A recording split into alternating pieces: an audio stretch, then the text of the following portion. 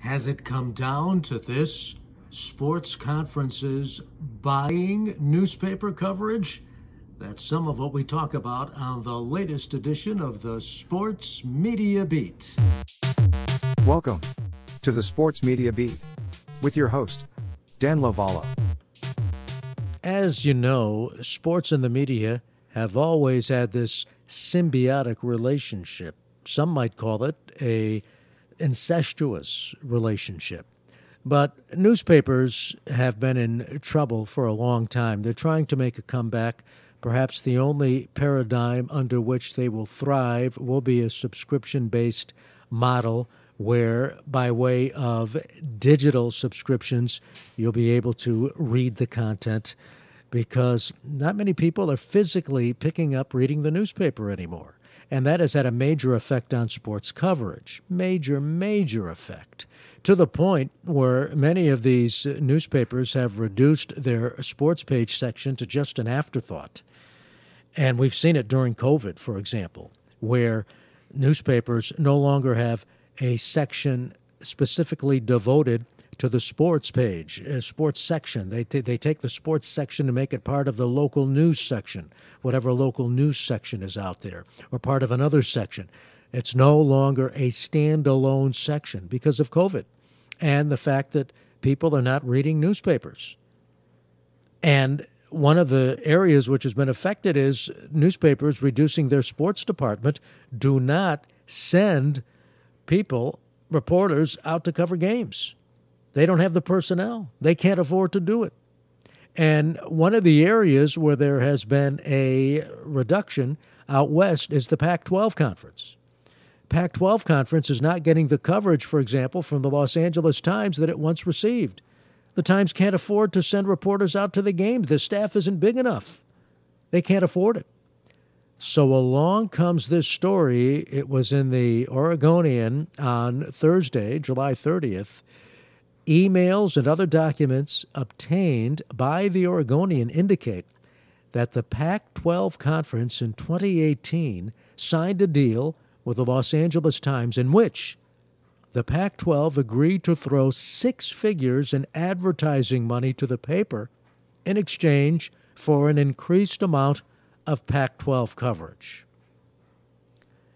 And you wonder if this is just the beginning of what you are going to see in other markets. We'll advertise in your newspaper if you're covering our games. Well, what do you mean you don't have the staff to cover our games? Then why should we advertise in your newspaper? Here's what was written in the Oregonian. The plan further instructed the conference, this is the Pac-12, to expand upon media partnerships with two primary media platforms, the Los Angeles Times and the Players Tribune.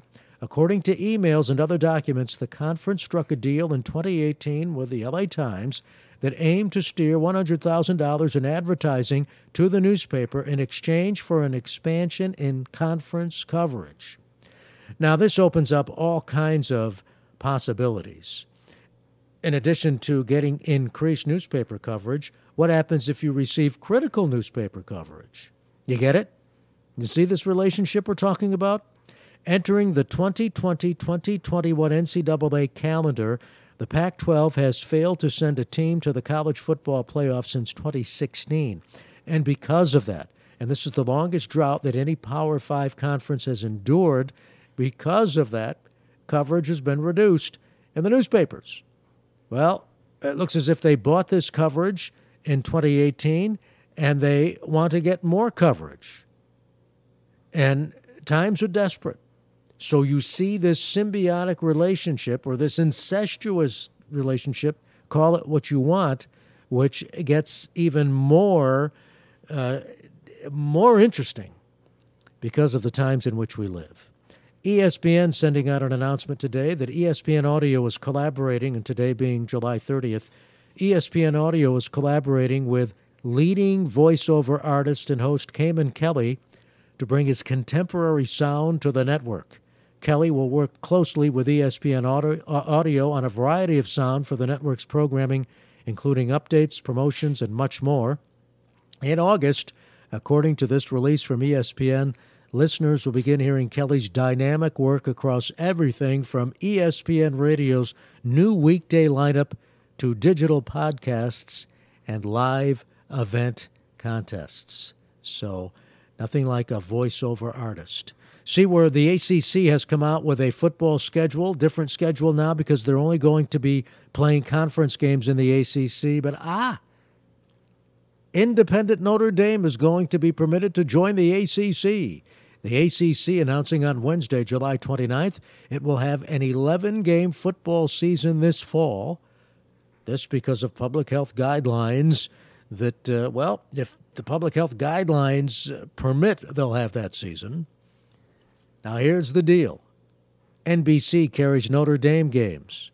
As part of the arrangement approved by the conference's board of directors, all TV revenue from the season, including Notre Dame home games on NBC, will be shared among the 15 schools. ACC, yeah, Notre Dame, come on in, you're in.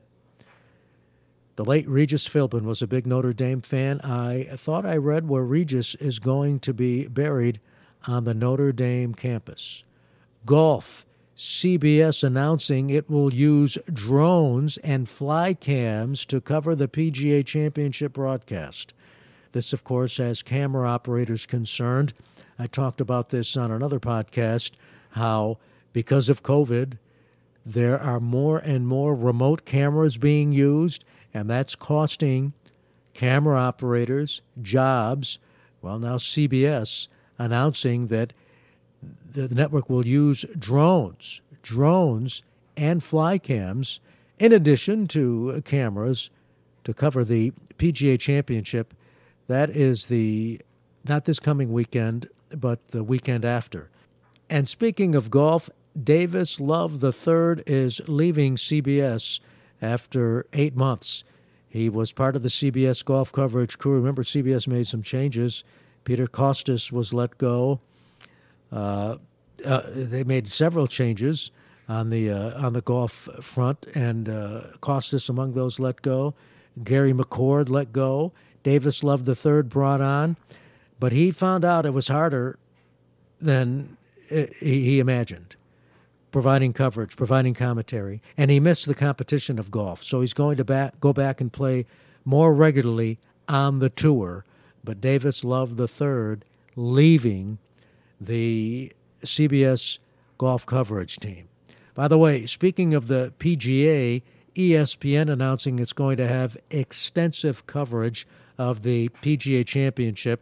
In the first year of a new 11-year deal, ESPN and ESPN Plus will bring viewers more live coverage than ever.